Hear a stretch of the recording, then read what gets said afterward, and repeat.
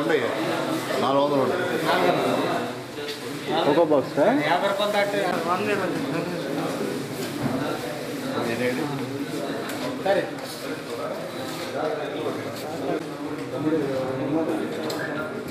నేనున్నా ఇక్కడ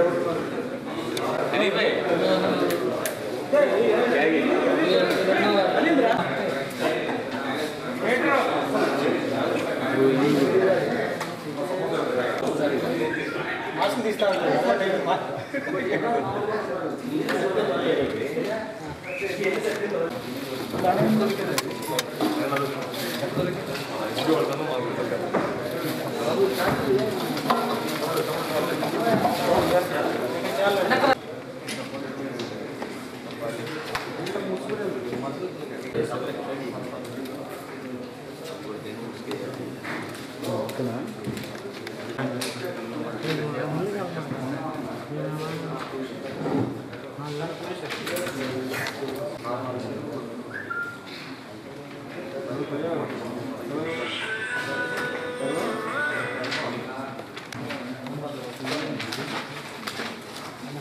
అందరికీ నమస్కారం.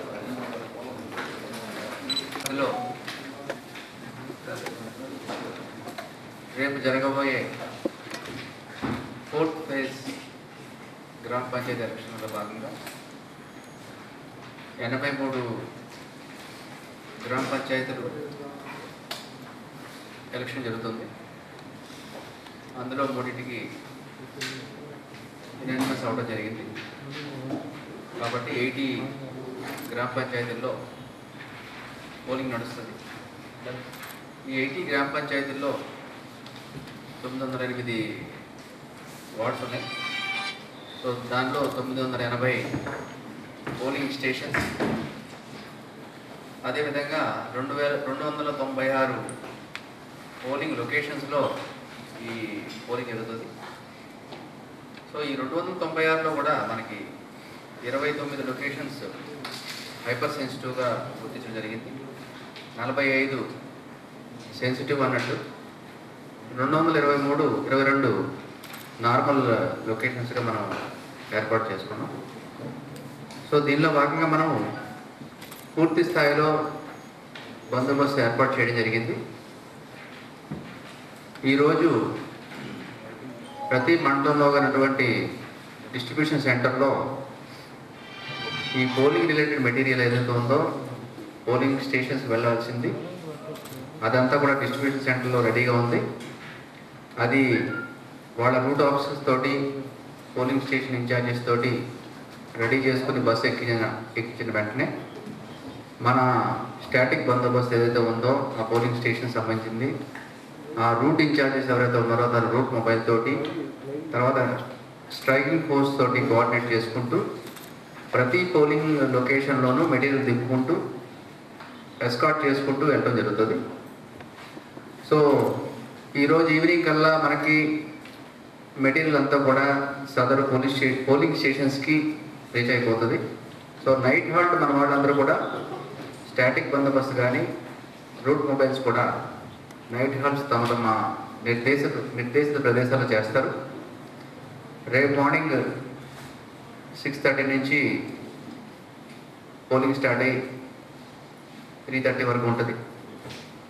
కాబట్టి మన బందోబస్తు కూడా మార్నింగ్ 5:30 నుంచే ప్లేసెస్ తీసుకుని పోలింగ్ స్టేషన్కి అటు ఇటు 100 మీటర్స్ లోపల ఎటువంటి వాహనం కానీ, ఎటువంటి ఎలక్షన్ ఏజెంట్ యొక్క బూత్ కానీ, ఎటువంటి యాక్టివిటీ కూడా లేకుండా పూర్తి స్థాయిలో ఏర్పాటు చేయడం జరిగింది.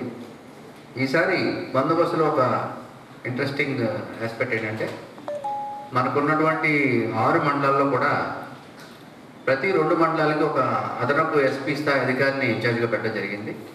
మనకి 3 అదనపు ఎస్పీ స్థాయి అధికారులు ఉన్నారు కాబట్టి వీళ్ళంతా కూడా ప్రతి 2 మండలాలకి వీళ్ళు ఇన్ఛార్జెస్గా ఉన్నారు. అట్ ద సేమ్ టైం ఒక మండలంలో ఉన్నటువంటి స్పెషల్ స్ట్రైకింగ్ ఫోర్స్ కూడా వాళ్ళు క్లోజ్ సూపర్విజన్లో రన్ చేస్తూ ఉంటారు. ఇంకొక విషయం ఏంటంటే రూట్ మొబైల్స్తో పాటు అంటే ఈ మన 83 గ్రామ పంచాయతీకి సంబంధించి 34 రూట్స్ ఉన్నాయి. అది రెవెన్యూ అండ్ పోలీస్ కోఆర్డినేషన్తో డిసైడ్ చేసినటువంటి రూట్స్ అవి. ఈ 34 రూట్స్లో కూడా ప్రతి రూట్కి కూడా ఒక స్ట్రైకింగ్ ఫోర్స్ ఇవ్వడం జరిగింది. ఒక స్ట్రైకింగ్ ఫోర్స్ అంటే ఒక ఇన్స్పెక్టర్ స్థాయి అధికారి దానికి సూపర్వైజ్ చేస్తూ ఉంటారు. ఆయన దగ్గర ఒక 114 రైట్ గేర్ ఎక్విప్మెంట్ తోటి లాఠీ అండ్ పూర్తి స్థాయి ప్రిపరేషన్ తోటి ఒక ఫోర్స్ ఉంటుంది. దానికి ఎక్స్క్లూజివ్ డెడికేటెడ్ ఫోర్స్ ఉంటుంది. కాబట్టి రూట్ మొబైల్లో ఉన్నటువంటి ఫోర్స్తో పాటు స్టాటిక్లో ఉన్నటువంటి బందోబస్తుతో పాటు ప్రతి రూట్ని కూడా ఈ స్ట్రైకింగ్ ఫోర్స్ కవర్ చేసుకుంటూ తన పరిధిలో గల 3-4 గ్రామ పంచాయతీలు ఏవైతే ఉన్నాయో వాటి విషయంలో పూర్తి స్థాయి ఎన్ఫోర్స్మెంట్ కోసం and law and order break down అవ్వకుండా వీళ్ళు కంటిన్యూస్గా పెట్రోలింగ్ చేసుకుంటూ ఎక్కడైతే ప్రాబ్లం ఉందో అక్కడికి ఇమ్మీడియట్గా రీచ్ అవ్వడం అండ్ అక్కడ సొల్యూషన్ చేసినాక అక్కడ నుంచి బయటికి వెళ్తూ ఉంటారు అక్కడ నుంచి. ఇది కాకుండా మనం ప్రతి మండలానికి కూడా 2 ట్రూప్ క్యారియర్స్ కూడా ఏర్పాటు చేసాం. దానికి సపరేట్ ఫోర్స్ ఇవ్వడం జరిగింది. ఈ ట్రూప్ క్యారియర్స్ ఏంటంటే ఎక్కడైనా కానీ ఒక 21 మంది జమ అయ్యారు, వాళ్ళ వల్ల అక్కడ ప్రాబ్లం అవుతా ఉంది, వాళ్ళని ఇమీడియట్గా పికప్ చేసుకొని పోలీస్ స్టేషన్కి తరలించాలి, లేకపోతే ఇంకో చోట పెట్టాలి. అట్లాంటి పరిస్థితుల్లో కూడా మనం పికప్ చేసుకోవడం కోసం ఈ ట్రూప్ క్యారియర్స్ కూడా మనం ఏర్పాటు చేసాం. అటువంటివి కూడా ప్రతి మండలానికి 2 ఏర్పాటు చేయడం జరిగింది. సో ఈ route mobiles will be headed by SI rank officer, striking force by CA rank officer, special striking force ఉంది DSP oblique HSP rank officers తోటి మనం ఏర్పాటు చేసుకున్నాం.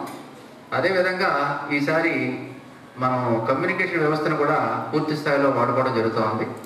మనం ప్రతి మండలానికి కూడా ఎక్స్క్లూజివ్గా ఒక VHF ఛానల్ పెట్టుకుని ఆ మండలంలో ఉన్నటువంటి statics, route mobile, striking, special striking అన్నీ కూడా ఆ ఛానల్ వరకు కమ్యూనికేట్ చేసుకుంటారు. దీనివల్ల అడ్వాంటేజ్ ఏంటంటే ఏదైనా ఇష్యూ జరిగినప్పుడు పక్క మండలంలో ఉన్నటువంటి కమ్యూనికేషన్ వల్ల మన గ్రిడ్ ఎఫెక్ట్ కాకుండా ఎవరి ఛానల్లో వాళ్ళు మాట్లాడుకోవడం వల్ల కమ్యూనికేషన్ ఫాస్ట్గా ఉంటుంది.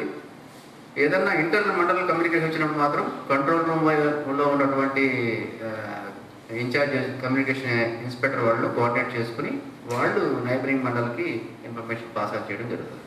సో ఈ రకంగా మనం ఏర్పాటు చేసుకున్నాం. ఈ రన్అప్ టు ది ఎలక్షన్లో మనం రకరకాల ట్రబుల్ మాంగర్స్ని మనం బైండ్ ఓవర్ చేయడం కానీ, లేకపోతే వెపన్ డిపాజిషన్ కానీ, NBW ఎగ్జిక్యూషన్ కానీ, గ్రామ సందర్శన కానీ, పల్లె నిద్ర కానీ, ఇలాంటి రకరకాల యాక్టివిటీస్లో భాగంగా మనము 173 కేసుల్లో 1945 మందిని మనం బైండ్ ఓవర్ చేసాం. ఇందులో 278 people are exclusively rowdy sheets ఉన్నాయి వాళ్ళ మీద. వాళ్ళందరినీ కూడా మంచి ప్రవర్తన కోసం బైండ్ ఓవర్ చేసాం. అదేవిధంగా మనకు ఉన్నటువంటి 241 లైసెన్స్డ్ వెపన్స్లో 192 డిపాజిట్ చేయడం జరిగింది. ఇంకా 49 వెపన్స్ ఉన్నాయి. అవి బ్యాంక్స్ వాళ్ళ దగ్గర నుంచి అండర్టేకింగ్ తీసుకుని, security bank cash transporting agencies దగ్గర నుంచి లెటర్స్ తీసుకుని, అండర్టేకింగ్ తీసుకుని వాళ్ళు ఈ పర్పస్ కాకుండా వేరే దానికి ఉపయోగించకుండా ఉండేటట్టు వాటితో కమిట్మెంట్ తీసుకుని మనం ఏర్పాటు చేయడం జరిగింది. సో ఈ బందోబస్తులో భాగంగా మనం సుమారు ఒక 1500 మంది వరకు మనం డిప్లాయ్ చేయడం జరిగింది, ఆల్ ర్యాంక్స్ కలిపి.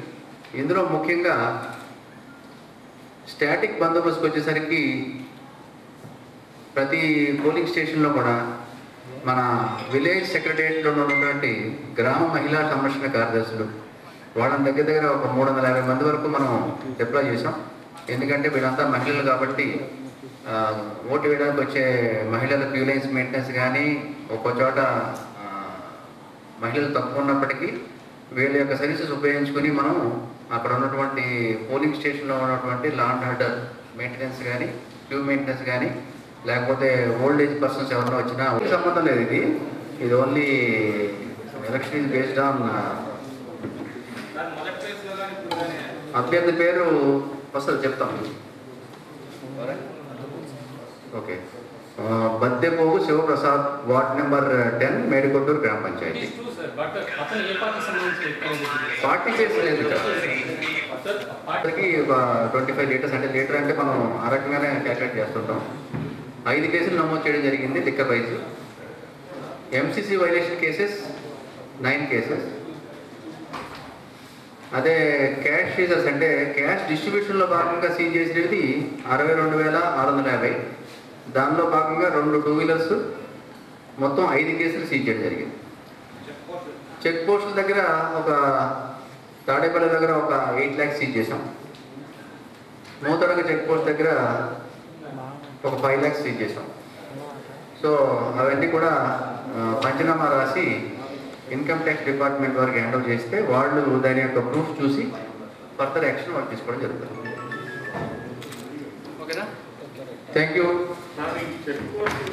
ఈ అదర్ డిపార్ట్మెంట్స్ నుంచి కూడా కొంతమంది మన రిప్రజెంటేటివ్స్ ఉంటారు. మేబీ ఆ పాయింట్ ఆఫ్ వ్యూలో మీరు చెప్తున్నారు.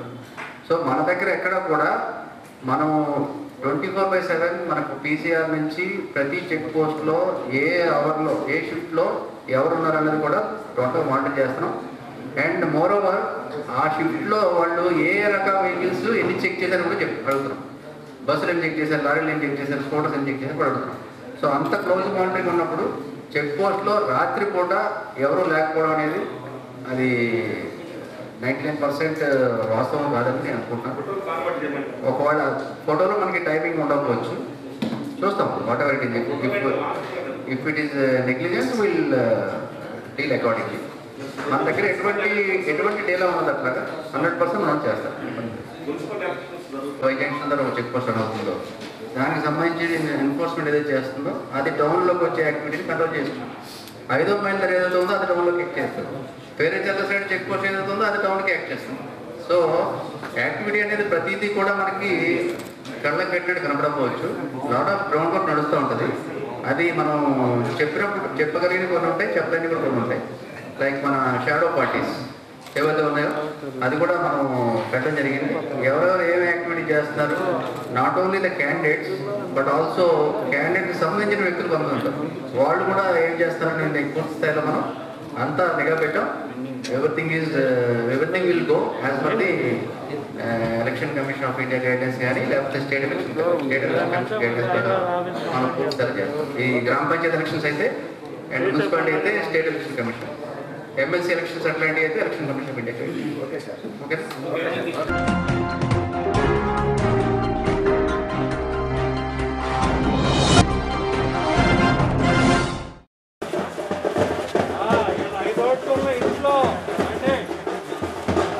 అబ్బాయి పక్కకు రావచ్చు.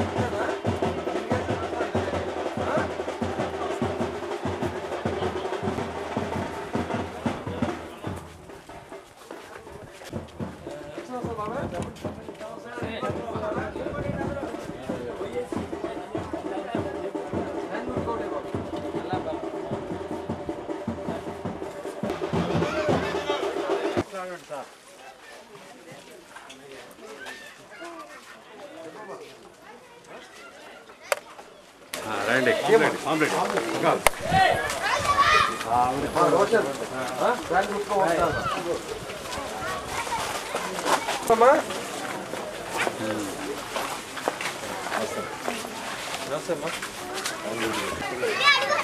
మీకు అర్థం కావట్లా.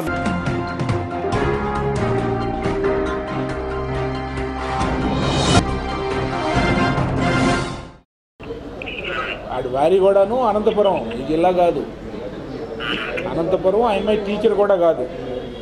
వాళ్ళ నాన్న యాక్చువల్గా మన పార్టీ జడ్పీటీసీ.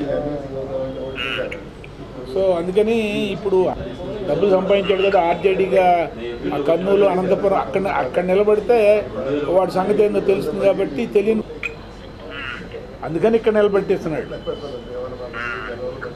టీచర్లు అంత తేలిగ్గా లేరు, కొంతమందిని కొనేసాడు వాడు సంఘాలను, పీఈటీ సంఘాలు పండిట్ల సంఘాలు నాయకులు కొనేసినంత మాత్రాన సంఘ నాయకులు చెప్పే మాట ఇప్పుడు ఈ టీచర్లు వినే పరిస్థితుల్లో లేరు. ఎందుకంటే వీళ్ళకి 1,50,000 జీతం వచ్చేటప్పుడు ఇంతకు ముందులాగా సంఘ నాయకులు కృష్ణా గుంటూరు జిల్లాల ఉపాధ్యాయ ఎమ్మెల్సీ ఎన్నికలు నెక్స్ట్ మంత్ అంటే మార్చి 14వ తారీఖున జరగబోతున్నాయి. ఈ సందర్భంగా నేను 22వ తారీఖున ఈ నెల సోమవారం నామినేషన్స్ వేస్తున్నాను. నామినేషన్ కార్యక్రమం బృందావన్ గార్డెన్స్ 4వ లైన్లో సిండికేట్ బ్యాంక్ పక్కన ఉన్నటువంటి నా ఎన్నికల కార్యాలయంలో మార్నింగ్ 10 గంటలకి సభ, తదనంతరం భోజనం చేసిన తర్వాత భారీ ర్యాలీతో కలెక్టరేట్కి వెళ్ళి 2:44 నామినేషన్ పత్రాలు సమర్పించబోతున్నాను. ఈ సందర్భంగా కృష్ణా గుంటూరు జిల్లాల్లో ఉన్నటువంటి ఉపాధ్యాయులు, అధ్యాపకులు పెద్ద ఎత్తున ఈ నామినేషన్ కార్యక్రమానికి హాజరై ఈ కార్యక్రమాన్ని విజయవంతం చేయవలసిందిగా విజ్ఞప్తి చేస్తూ ఉన్నా.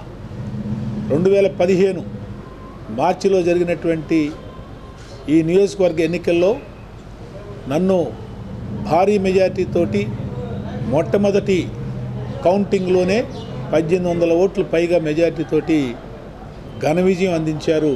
వద్దు, హెడ్ మాస్టర్లకు అప్పు చెప్పొద్దు, కోవిడ్ టైము చాలా ప్రమాదకరం, వాళ్ళ కన్స్ట్రక్షన్లో అనుభవం లేదు అని చెప్పారంటే ఆ పని వాళ్ళకు అప్పచెప్పడం వల్ల దాదాపు ఈ రాష్ట్రంలో 15 మంది హై స్కూల్ హెడ్ మాస్టర్లు చనిపోయినారు. అంతేకాకుండా కోవిడ్ బారిన పడి ఇంకా ఎంతోమంది టీచర్లు చనిపోయినటువంటి పరిస్థితి. కోవిడ్ టైంలో మరి ఖాళీగా ఉంచలా, ఆన్లైన్ క్లాసులని, షూ కొలతలని, సప్తగిరి పాఠాల్లో అనుమానాలు ఏదైనా నివృత్తి చేసుకోవడానికి వారానికి 2 రోజులు క్లాసులు పెట్టడం జరిగింది. ఈ విధంగా అటు టీచర్సు ఇటు కోవిడ్ ఇటువంటి ప్రభుత్వ చర్యల మూలంగా కోవిడ్ బారిన పడ్డారు. కాబట్టి ఇవాళ మేము స్కూల్ తెరవద్దని ఎందుకని చెప్పాము, తెరవద్దు మొర్రో అని చెప్పానంటే ఇవాళ మనం పేపర్లో చూసాం రాబోయేటటువంటి రోజుల్లో కోవిడ్ మహమ్మారి మళ్ళీ విజృంభిస్తుందని చెప్పని అటు యూరప్లో చూసినటువంటి అనుభవం ఉంది. మళ్ళీ ఇవాళ పేపర్లో మేము చూసాం రాబోయేటటువంటి రోజుల్లో కోవిడ్ మళ్ళీ పెరుగుతుందని చెప్పని అనుకుంటున్నారు. అందుకని ఇవాళ టీచర్లు కూడా విపరీతమైనటువంటి భయంతో క్లాసులకు వెళ్తున్నారు. ఒక రకమైన కోవిడ్ భయం ఉంది, ఇంకొక వైపున మాట్లాడితే అరెస్టులు చేస్తున్నారు. మీరు వెబ్ కౌన్సిలింగ్ పెట్టొద్దు, బదిలీలకు సంబంధించినటువంటి టీచర్ల పోస్టులు బ్లాకులు చేయొద్దని చెప్పంటే బ్లాకులు చేసి ఒక రకంగా టీచర్ బదిలీల్లో కూడా అవినీతి చేయటానికి ఈ విధమైనటువంటి పనులు చేయటం దుర్మార్గం అని చెప్పని కూడా నేను ఏదైతే ఒక టీచర్ ఎమ్మెల్సీగా టీచర్లకి ప్రభుత్వానికి వారధిగా పనిచేయాలో వాళ్ళ యొక్క వాణిని బాణిని మరి శాసన మండలిలో చాలా బలంగా నేను వినిపించడం జరిగింది. అమరావతికి సంబంధించి దానికి సంబంధించినటువంటి ఏదైతే వికేంద్రీకరణ బిల్లు ఉందో దాన్ని సెలెక్ట్ కమిటీకి పంపించడంలో, అమరావతి విశాఖపట్నం తరలి వెళ్ళిపోకుండా ఉండటంలో నేను ప్రముఖమైనటువంటి పాత్ర నిర్వహించాను. అంతేకాకుండా హైకోర్టులో కూడా వ్యాజ్యం వేయటం జరిగింది, నా తరపున నేనే స్వయంగా వేయటం జరిగింది. ఈ విధంగా శాసన మండలిలో గట్టిగా నేను ఉపాధ్యాయుల తరపున ప్రజల పక్షాన నా వాణిని బాణిని బలంగా వినిపించాను, అనేకమైనటువంటి పనులు చేశాను.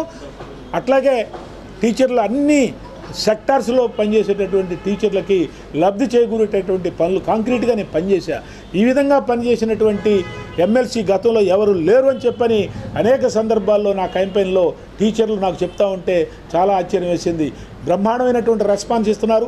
మీరే కావాలి, మీరు వెల్ క్వాలిఫైడు, పైగా బాగా పనిచేశారు, మీలో మరొక మాణిక్యరావును చూసుకుంటామని చెప్పని చాలామంది ఉపాధ్యాయులు అంటూ ఉంటే నాకు చాలా ఆనందం వేసింది. అందుకని వాళ్ళ ప్రూవెన్ రికార్డు ఉంది, నాకు చేసిన పని చాలా ఉంది. అందుకని నేను అడుగుతా ఉన్నాను, మళ్ళీ నాకు ఓటేసినట్టయితే ఈసారి లాస్ట్ టైం 1800 ఓట్లు మెజార్టీ వచ్చింది. ఈసారి దాదాపు 4000 పైసలకు మెజార్టీ వచ్చేలా రామకృష్ణ గారికి ఈసారి మనం చూడాలా. ఆ విధంగా ప్రయత్నించాలని చెప్పని ఎవరికి వాళ్ళు ప్రతి స్టేజ్లో ఉన్నటువంటి అటు కాలేజీ లెక్చరర్లు కానివ్వండి, ఇటు జిల్లా పరిషత్ వాళ్ళు కానివ్వండి, ప్రభుత్వ పాఠశాలలో పనిచేసే వాళ్ళు కానివ్వండి, జూనియర్ కళాశాలలో కానివ్వండి, గురుకులాల వాళ్ళు కానివ్వండి, సిపిఎస్ ఉద్యోగులు కానివ్వండి, అట్లాగే మోడల్ స్కూల్లో ఉన్నటువంటి వాళ్ళు కానివ్వండి, ఎయిడెడ్ వాళ్ళు కానివ్వండి, అన్ని రకాల టీచర్స్ ఇవాళ నా కోసం స్వయంగా స్వతంత్రంగా ఎవరికి వాళ్ళు వ్యక్తిగతంగా పనిచేయటం చూశాను. నేను నిజంగా నాకు ఏమాత్రం కూడా అనుమానం అనిపించట్లేదు. బ్రహ్మాండమైనటువంటి మెజార్టీతోటి నేను మళ్ళీ కృష్ణా గుంటూరు జిల్లాల టీచర్స్ ఎమ్మెల్సీగా గెలవబోతున్నాను. ఈ సందర్భంగా మీ అందరికీ మీ ద్వారా మా టీచర్లందరికీ నేను విజ్ఞప్తి చేస్తున్నాను.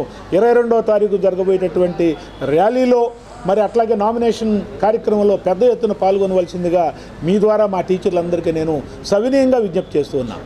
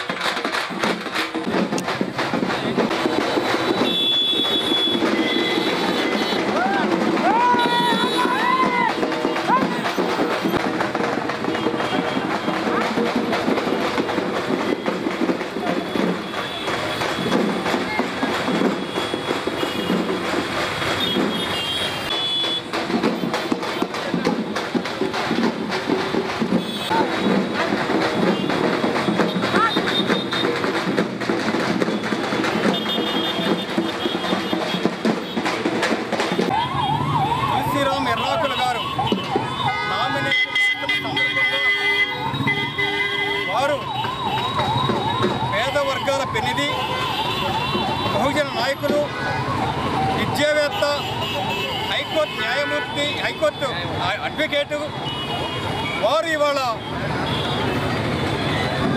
ఎస్సీ ఎస్టీ బీసీ మైనార్టీలుగా ఉన్నటువంటి అనేక మంది ఉపాధ్యాయుల తరఫున ఎమ్మెల్సీగా నామినేట్ చేస్తూ ఉన్నారు. దీనికి సంబంధించి ఈ రోజున బహుజన జేఏసీ, అట్లాగే సోషల్ ఫోరం, అనేక మంది ఎస్సీ ఎస్టీ బీసీ మైనార్టీ సంఘాలు మొత్తం కూడాను ఆయన వెనక నిలబడి నువ్వు ముందుకు రావాలి, మీరు వెయ్యాలి అనేటువంటి విధానంలో అందరూ చెప్పినప్పుడు ఆయన అందరి పక్షాన అందరు మనల్ని విని ఖచ్చితంగా నిలబడతామని చెప్పేసి తేడతెల్లం చేశారు.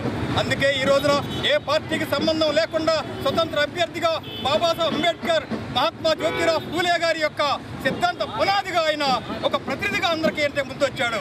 అందుకు ఈ రోజున విజ్ఞులైన వాళ్ళు, చదువుకున్న వాళ్ళు, ఎంతో జ్ఞానం కలిగిన వాళ్ళు, సమాజాన్ని తీర్చిదిద్దినటువంటి ఉపాధ్యాయులు ఈ రోజున ఆలోచించి ఓటు వేయవలసిందిగా అందరినీ కోరుతా ఉన్నాం. ఇటువంటి గొప్ప వ్యక్తిని ముందుకు తీసుకొచ్చి మన సమస్యల మొత్తాన్ని కూడాను అందరూ కూడా ఎప్పుడూ మన సమస్యల మీద మాట్లాడినటువంటి వాళ్ళు అసెంబ్లీలు పార్లమెంట్లోకి వస్తూ ఉన్నారు. కానీ వాళ్ళ మండలికి సంబంధించి మన సమస్యలు మనం తీర్చుకుందాం అనేటువంటి విధానంలో జ్ఞానం కలిగినటువంటి వాళ్ళు, అన్ని చట్టాలు తెలిసినటువంటి వాళ్ళు, సమాజం పట్ల అవగాహన ఉన్నటువంటి వాళ్ళు, పేద విద్యార్థులకి ఏ విధంగా సిలబస్ రావాలనేటువంటి విధానం మీద టీచర్ యొక్క సమస్యల మొత్తాన్ని కూడాను తెలిసినటువంటి వ్యక్తి ఆయన ఇవాళ మండలిలోకి వెళ్ళి నేను మాట్లాడగలుగుతానని మన ముందుకు వచ్చారు. దీనికి సంబంధించి ఆ సమస్యలు మొత్తం పరిష్కార దిశగా వెళ్ళేటువంటి పరిస్థితుల్లో శ్రీరామ్ గారిని గెలిపించవలసిందిగా అందరి పక్షాన కోరుతా ఉన్నాం. ఎస్సీ ఎస్టీ బీసీ మైనార్టీ వర్గాలు మొత్తం కూడాను ఆయన యొక్క గెలుపును కోరుకుంటున్నాయి. ఉపాధ్యాయులందరూ కూడాను విద్యతో ఆలోచించి ప్రథమ ఓటు వేయవలసిందిగా కోరుతా ఉన్నాం.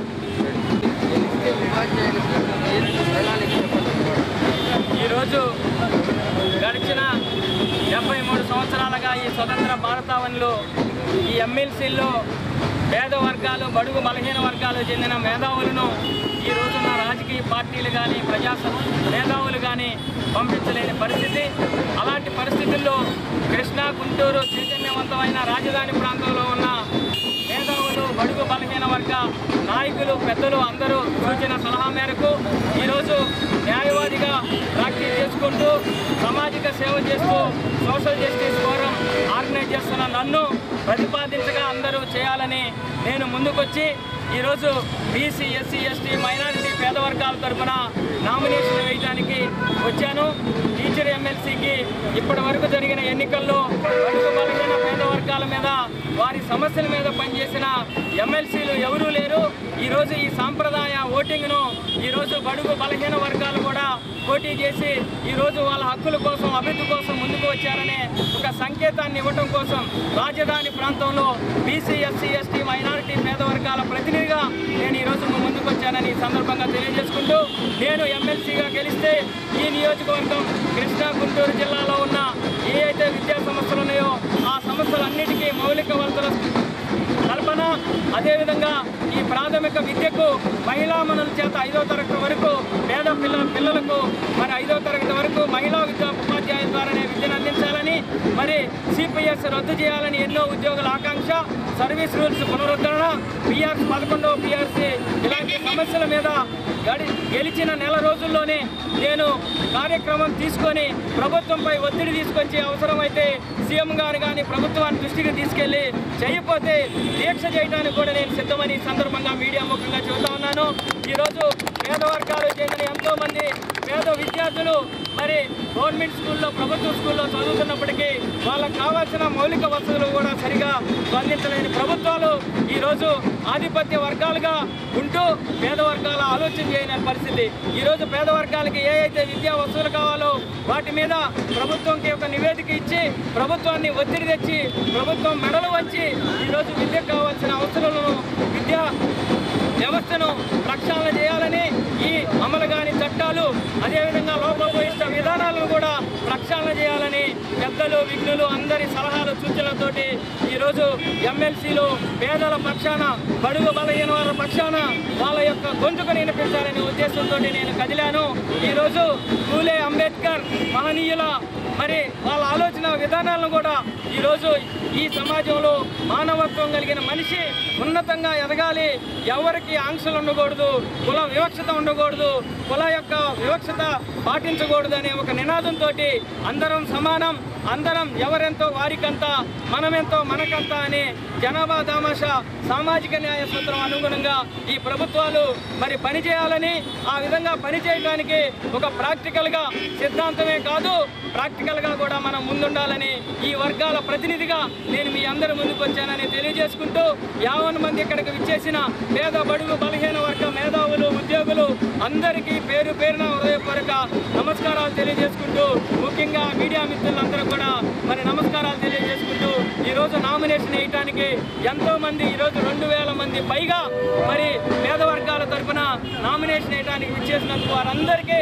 ప్రత్యేకంగా కృతజ్ఞతలు తెలియజేసుకుంటూ, నేను గెలిచిన మరుక్షణమే నెల రోజుల్లో ఈ కాన్స్టిట్యున్సీలో ఉన్న ఎన్ని విద్యాలయాలు ఉన్నాయి, ఆ విద్యాలయాలు ఎలా పనిచేస్తున్నాయని రోజుకొక విద్యాలయాన్ని అంగన్వాడీ స్కూల్ నుంచి విశ్వవిద్యాలయం వరకు ఉన్న యూనివర్సిటీలన్నీ ప్రక్షాళన చేసి పేద వర్గాలు, బడుగు బలహీన వర్గాలు, ప్రతిభావంతులకు మంచి వసతులు కల్పించాలి, వారికి కావాల్సిన నిధులను కేటాయించాలి.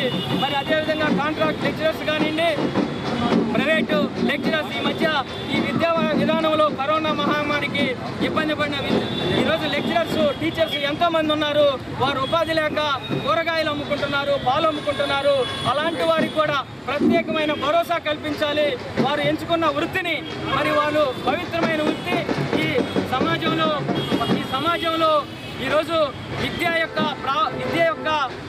గొప్పతనం అనేది తరగతి గదుల్లోనే విద్యార్థుల యొక్క భవిష్యత్తు నిర్మిస్తుంది.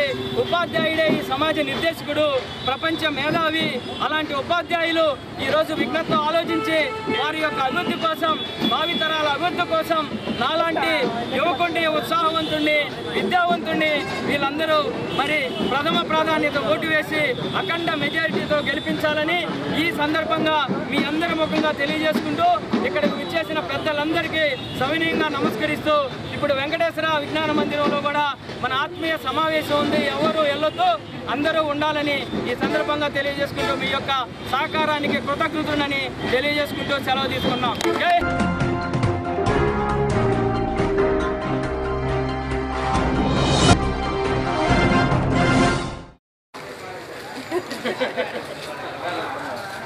చాలే వెనకరా.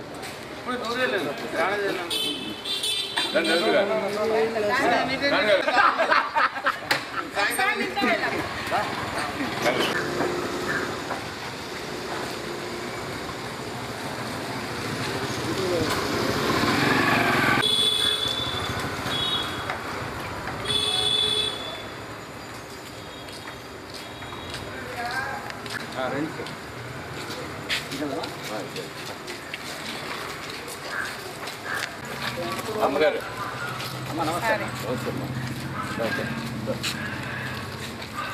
వైఎస్ఆర్ కాంగ్రెస్ పార్టీ తరఫున కార్పొరేటర్ అభ్యర్థి ఈతంపాటి వెంకటకృష్ణ గారు పోటీ చేస్తున్నారు. మాకు వచ్చే నెల 10వ తారీఖు ఎలక్షన్. మీరు మర్చిపోకుండా వైఎస్ఆర్ కాంగ్రెస్ పార్టీకి ఓటేది. చాలా గుర్తు ఓటేయండి. మాస్క్ తీయమ్మా. పెన్షన్ వస్తుందా? రేషన్ కార్డు ఉందా? ఓకే. వాలంటీర్ వస్తున్నారా? వాలంటీర్ వస్తున్నారు.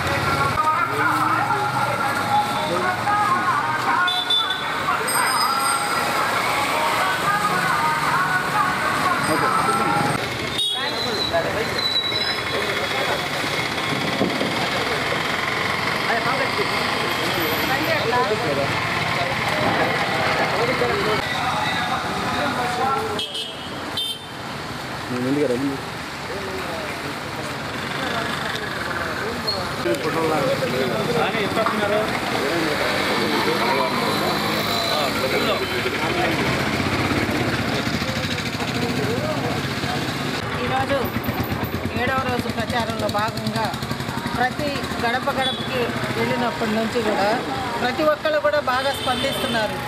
జగనన్న చేసిన పథకాలు ప్రతి ఇంట్లో కూడా లబ్ధి పొందుతున్నామని వాళ్ళు చెప్తుంటే మాకు చాలా సంతోషంగా ఉంది. అమ్మఒడి కానీ లేకపోతే మరి పెన్షన్ కానీ, చేయూత, ఇళ్ల స్థలాలు చాలా మందికి ఇళ్ల స్థలాలు చాలామందికి ఇచ్చారని చాలా సంతోషపడుతున్నారు.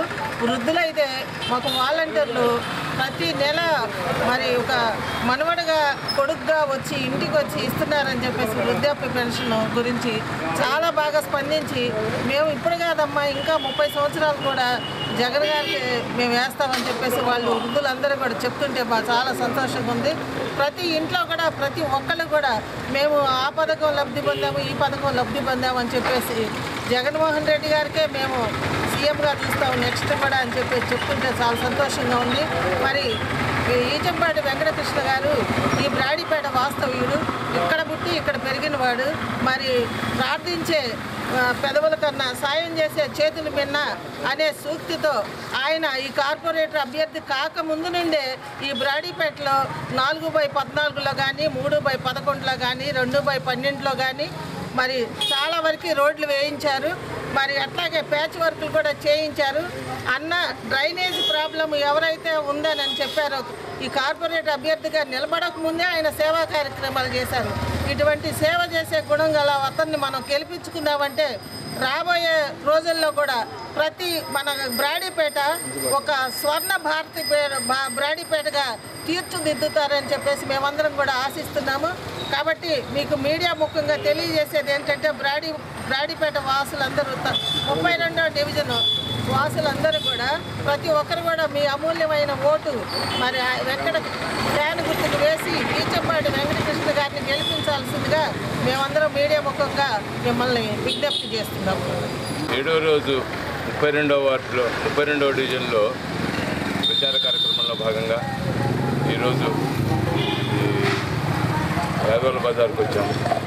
ఈ యాదవుల బజార్లో మాకు ఈ స్టూడెంట్స్తో కలుస్తున్నప్పుడు మంచి స్పందన ఉన్నది.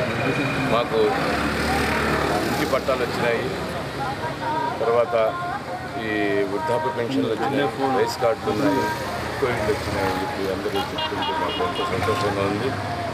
ఇక్కడ మరీ ముఖ్యంగా ఏంటంటే ఈ రోడ్డు అంతా డ్రైనేజ్ వ్యవస్థ చాలా బాగాలేదు.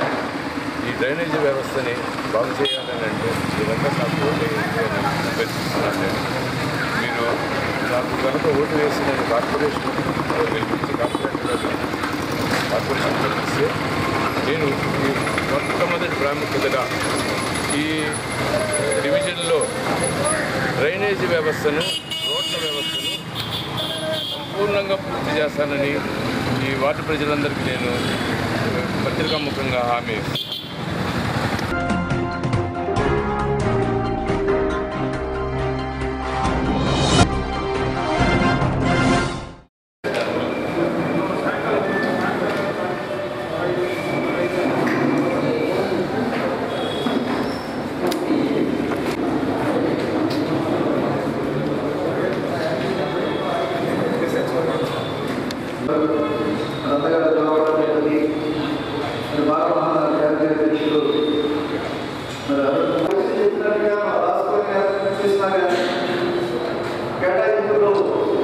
కేవలం 11% ఈ వర్గాలకి డైరెక్ట్గా బెనిఫిట్ అయ్యే స్కీమ్స్ మరి చాలా తక్కువ మిగిలిన చోట్ల కనబడి పరిస్థితుంది.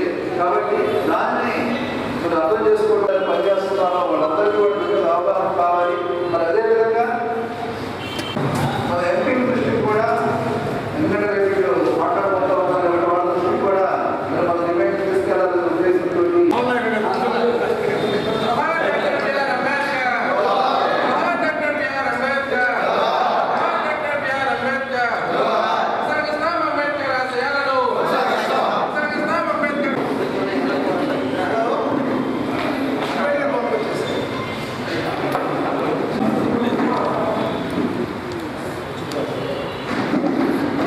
గిరిజన బడ్జెట్ వాచ్ అనే సంస్థ ఆధ్వర్యంలో ఈరోజు కేంద్ర ప్రభుత్వ బడ్జెట్పై అల్లాది దేవకుమార్ ఆధ్వర్యంలో కార్యక్రమం నిర్వహిస్తూ ఉన్నాం. కేంద్ర ప్రభుత్వం ప్రవేశపెట్టిన బడ్జెట్ దళిత గిరిజన వర్గాలకి ఏ విధంగా ఉపయోగపడుతుంది, లేకపోతే దానిలో వచ్చిన నష్టాలేంటి, ఆ బడ్జెట్ వలన ఉపయోగాలపై కూలంకషంగా చర్చించబోతూ ఉన్నారు. ముఖ్యంగా కేంద్ర ప్రభుత్వం ప్రవేశపెట్టిన బడ్జెట్ వ్యాపార వర్గాల ప్రయోజనాలను కాపాడుతూ ఉంది. కానీ పేద వర్గాల సంక్షేమం పట్ల, దళిత గిరిజన వర్గాలకి కేటాయింపులు వాళ్ళ జనాభా ప్రాతిపదికన జరగలేదనేది మన కేంద్ర ప్రభుత్వ బడ్జెట్లో మనకు లెక్కలు చూస్తే అర్థమవుతుంది. ఈ సంస్థ ద్వారా, ఈ డిబేట్ ద్వారా కేంద్ర ప్రభుత్వానికి మా విజ్ఞప్తి ఏంటంటే, భవిష్యత్తు అంటే బడ్జెట్ ఆమోదించిన తర్వాత కూడా కొన్ని సవరణలు ఉంటాయి. ఈ సవరణల ద్వారా దళిత గిరిజన వర్గాలకి వాళ్ళ జనాభా ప్రాతిపదికన వాడు బాగా సఫరర్స్, ఈ సమాజంలో వేల సంవత్సరాలుగా అన్యాయానికి గురయ్యబడుతున్న వర్గాలు కాబట్టి వాళ్ళ బడ్జెట్ కేటాయింపులు పెంచాలనేది మా డిమాండ్గా మేము తెలియజేస్తా ఉన్నాం. అదేవిధంగా